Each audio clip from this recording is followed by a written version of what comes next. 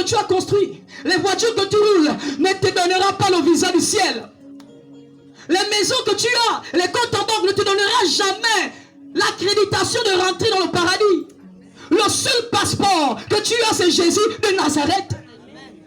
Le seul chemin, et non pas les chemins qui mènent à lui, un seul chemin mène au Père, c'est Jésus. N'est pas seulement Jésus dans les lèvres, mais aussi Jésus dans le cœur.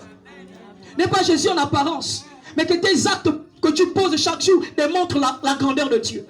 Démontrent le caractère de Jésus-Christ. Je parle des mères, je parle des oncles, je parle des grands-pères, des arrière-grands-pères. L'unité, c'est Jésus. Aujourd'hui, tu es là, tu respires, gloire à Dieu. Aujourd'hui, tu peux marcher, je dis gloire à Dieu. Aujourd'hui, tu peux me regarder et dire certainement c'est le dernier message. Je ne sais pas. Je ne sais pas. Est-ce que tu vas voir demain, à la fin de ce mois? Je ne suis pas venu te faire peur. Je suis venu juste dire comme Amos, prépare-toi à la rencontre de ton Dieu. Les années sont passées, tu as vécu.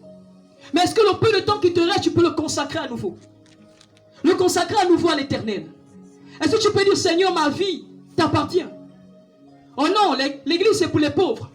L'église c'est pour des personnes qui n'ont pas de valeur. Mais laisse-moi te dire devant le jugement, tu seras comme le riche qui va dire, oh Père Abraham, permets-moi de repartir vers mes enfants et dire ceci, que ce lieu de tourment existe. Ainsi, Abraham dira, là où il se trouve, sur la terre, il y a des apôtres, il y a des prophètes, il y a des envoyés, il y a des voix comme ce matin. Une voix parle. Je ne sais pas pourquoi. C'est moi qu'on a choisi. Mais j'ai dit à Dieu, certainement, il y a besoin en ces lieux. Quel est le besoin que tu as, que l'Éternel ne peut pas combler? Quel est ce vide que tu as créé, que Dieu ne peut pas compenser? Ce matin, je dis à quelqu'un, ouvre ton cœur à la rencontre de ton Dieu. Jésus va dire à Marthe, ne t'ai-je pas dit, Marthe, que Lazare dort? Marthe va dire, papa, mais ils sont déjà. Quelle est la situation qui sort dans ta vie? Quelle est la situation qui pourrit dans ta vie? Quelle est la haine qui est dans ton cœur que tu ne peux pas ôter? Quelle est la méchanceté que tu as que tu ne peux pas abandonner à cause de Jésus-Christ? Jésus est venu effacer les actes et les ordonnances qui nous condamnaient. Donne-moi un amen. Amen. Jésus est venu effacer les actes et les ordonnances. Les malédictions familiales ont été brisées à la croix de Golgotha. Amen. Amen. La maladie a été brisée à la croix de Golgotha. Amen. Amen. Sans Jésus, tu ne pourras rien. Si c'est un cycle de répétition comme tu penses, laisse-moi te dire que celui qui a la solution s'appelle Jésus. Amen. Il est celui qui vient couper le cordon de la mort. Amen. Il est celui qui vient couper le cordon de la malédiction. Amen. Il est celui qui vient couper tout ce qui était scellé dans les lieux secrets afin de te faire entrer dans la gloire avec Jésus. Bien-aimé, l'heure n'est pas pour parler des morts, car ce n'est qu'un au revoir. Nous nous retrouverons quelque part dans le banquet des noces de l'agneau, en train de festoyer pour la grandeur de Dieu. Mais est-ce que tu seras là? Est-ce que tu vas participer à ce banquet? Est-ce que tu seras à table avec le roi? Est-ce que réellement quand tu te regardes, tu dis, je crois que ce jour je serai là?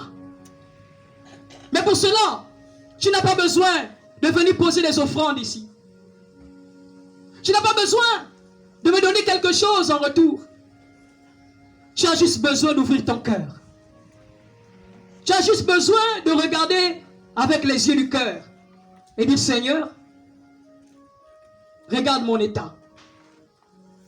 Je parle à tous les rétrogrades. Tous ceux-là qui ont donné leur vie à Jésus et qui croient que Jésus est une histoire. Quand j'étais jeune, j'allais à l'église. J'étais servant de messe. J'ai même failli être prêtre, révérend. Mais hélas, je suis toujours avec lui, même si tu ne me vois pas dans ton église ou dans l'église où je suis. Je parle de rétrograde ce matin. Le temps de ta visitation a sonné.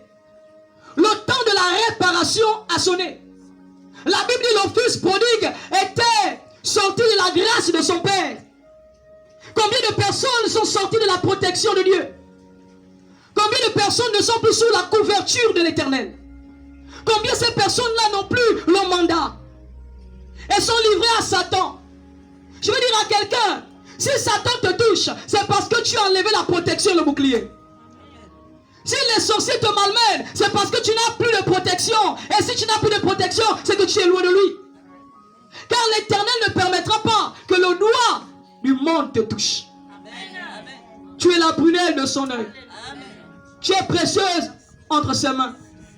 Je dis à quelqu'un, qu'est-ce que tu as qui peut empêcher l'Éternel de siéger dans ton cœur?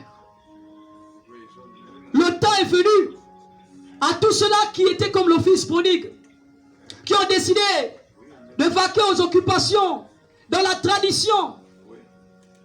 À dire la tradition est plus élevée, mais quelque part tu reviendras. La maison de mon père, même si le père me traite comme le dernier de ses serviteurs, toi qui as reçu la sémence, je m'arrête d'abord pour toi aujourd'hui et dis reviens à la maison de ton créateur. Ne viens pas juste chauffer les bancs dans l'église, mais viens avec ton cœur et change d'attitude, et change de comportement. Vis une vie de vérité totale. Je dis à quelqu'un ce matin, ce n'est ni un message de condamnation, mais c'est un message de rappel. Parce que Dieu ne tiendra pas compte des temps d'ignorance. Mais lorsque tu es face au message, tu peux t'examiner et dire, ah, Seigneur, sauve-moi, touche-moi. À toi, bien-aimé qui n'a pas donné ta vie à Jésus. Toi qui te dis que la vie, c'est je mange, je bois, je ne vis qu'une seule fois. Je bois mon vin, je ne vis qu'une seule fois. Après là, vous allez me pleurer, c'est fini. Donc je m'amuse à volonté. Ecclésiaste dit, réjouis-toi pendant les jours de ta jeunesse. Mais sache qu'un jour, dis avec moi un jour, Dieu t'appellera en jugement.